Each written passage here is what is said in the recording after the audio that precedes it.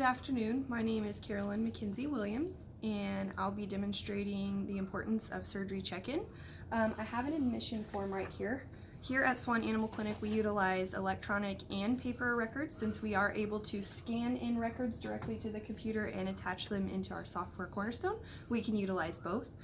This is an admission form. It shows the signalment of our patient. We've got patient name here, species canine, shepherd mix who is 1 year old, a spayed female, and we've got weight here. On this paper, if she were to have any pertinent medical history that we needed to know about, it would be down here. I'll go ahead and show you the equivalent of this on our software Cornerstone. So if there were a patient alert, it would show right here. So this patient is allergic to penicillin, and he's also a diabetic. And so this would also show the signalment as well. 14 pounds, 6-year-old canine dachshund named Bentley. And so we could print this out and it would show on the bottom of the form, patient is allergic to penicillin and is a diabetic. Pause. Okay, permanent patient records would be found in our software Cornerstone. I will go ahead and show you our patient Bentley's. Here you can see his vaccine history. You can click here and it will show you that he's all up to date on all of his vaccines and what date they are due.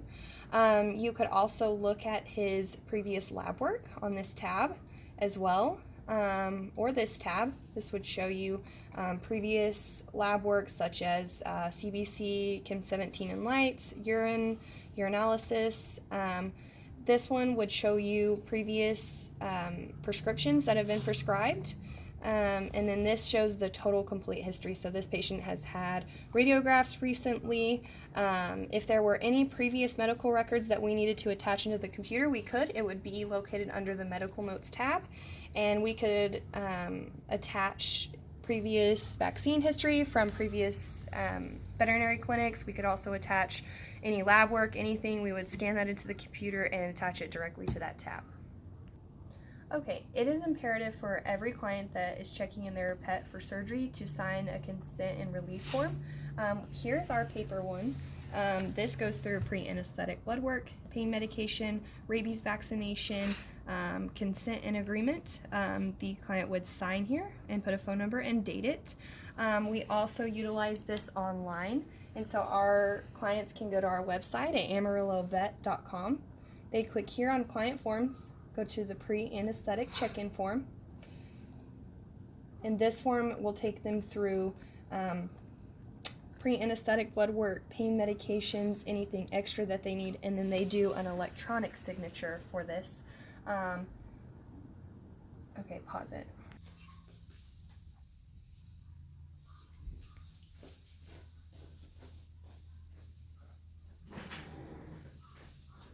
Hi, I'm Jared Williams. I'm here to check in Bentley Williams for his neuter today.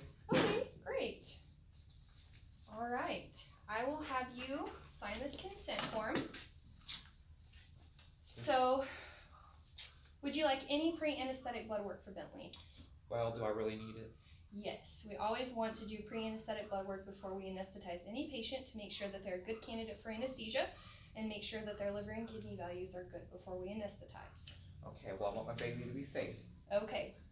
I'm going to accept the highest level blood work. Okay. Would you like pain medication for Bentley today? I don't know. I don't think he needs it. I think he would need it. Okay. Since we're performing a neuter, the surgeon will be incising him, so he might experience a little bit of pain when you go home. Well, okay then. Only the best for my baby. All right. Has Bentley had his rabies vaccine? I mean, I'm not sure. I just came over from that other clinic across the street. Okay. Rabies vaccination is required by law here in Amarillo, Texas. So initial here, and we will go ahead and perform a rabies vaccine on him. Okay. Okay, I just need you to sign down here to consent that we are going to anesthetize Bentley today. Put your phone number down.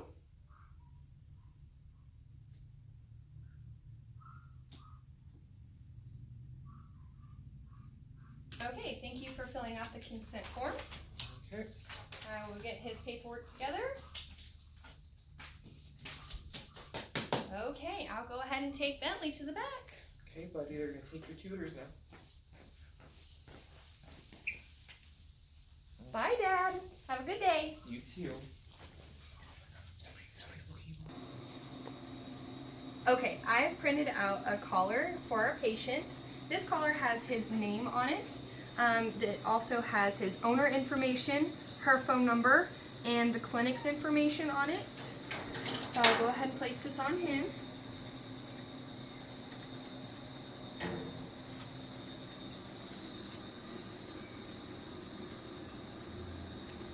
Okay, now we know who you are. We also have a cage card. And so this goes here, and this notifies all staff that this patient is here for a neuter, to ensure that this patient gets the proper surgery, the proper medications. You match his collar with your surgery chart, and you make sure that the cage card states that he is having a neuter, and make sure that that is correct. Okay, this is our patient's lab work that we just performed. And so this form shows all of our values. We have a complete CBC, Kim, and light panel. So this will tell if our patient has any abnormalities such as elevated liver or kidney values. We've also got a urinalysis here, and we've also got a thyroid test here. So if there were any indications that this patient is not a good candidate for anesthesia, we would be able to tell, and then we would forego the operation. Okay, this is our anesthesia form, and here it has our patient's name, weight, and our client information. This also where we would put our TPR. Our doctor would fill out the exam right here and give them an ASA physical status. This also has doses of medication that we would use, such as for induction, propofol. It's got IV fluid rate here. It's got oral medications to go home, local anesthesia. On the back side of this anesthesia form, this is where you would document your patient's vitals every 15 minutes. Also, we've got our emergency drugs located down here, and the doses. In case there were any anesthetic events, we would be able to locate this here and easily pull up the doses of drugs.